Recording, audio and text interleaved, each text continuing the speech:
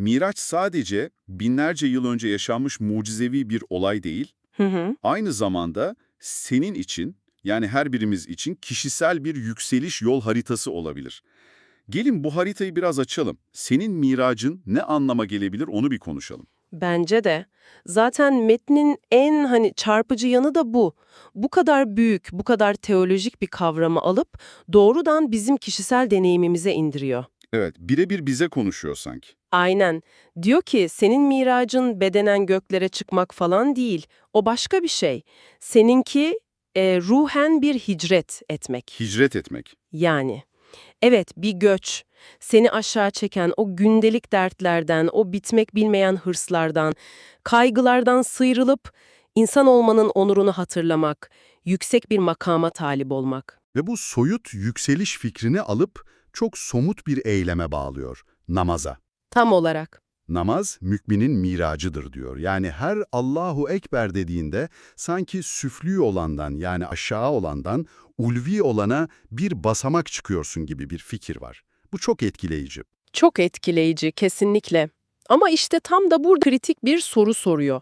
Senin de az önce aklına geldiğini tahmin ediyorum. Her namaz kılan bu miracı yaşıyor mu? İşte bu. Cevap hayır.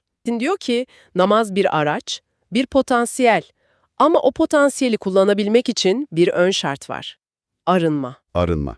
Evet, yani şey gibi, paslı bir merdivenle gökyüzüne tırmanamazsın diyor adeta. Kibir, haset, kin gibi duyguları ruhun kanatlarını kıran prangalar olarak tanımlıyor. Ruhun kanatlarını kıran prangalar. Çok güçlü bir ifade. Değil mi?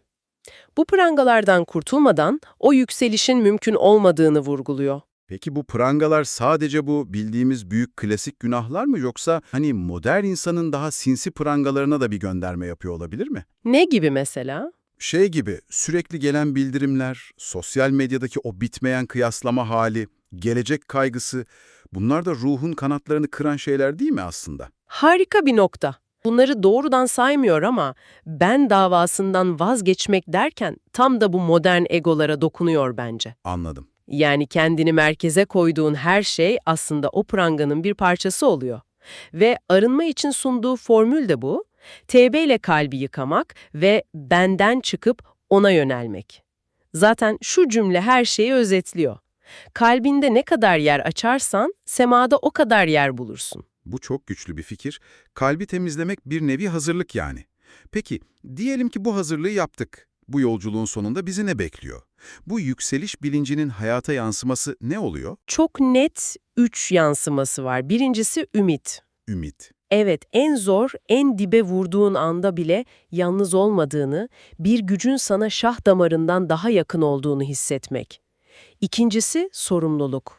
Kulluk görevleri gibi mi? Aynen bu dünyada bir amacın olduğunu, bazı görevlerin olduğunu hatırlamak ve üçüncüsü belki de en önemlisi istikamet. İstikamet, yani doğru yolda olmak mı? Daha fazlası, yeryüzünde en sıradan işlerini yaparken bile bir gökyüzü vizyonuna sahip olmak.